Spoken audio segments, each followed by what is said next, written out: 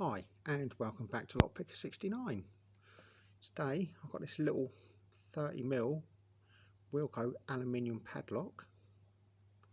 I saw it on the website the other day and it said new and it said 30mm aluminium Titan padlock. I thought, sounds interesting. Does work lovely. That's the bidding on the key. Now I want holding out much hope for it. But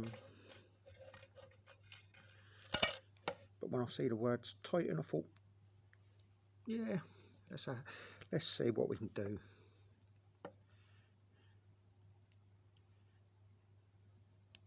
Little 4-pinner, and it's open already. Absolute garbage.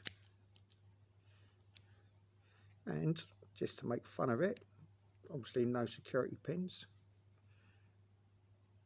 Use the back of the pick.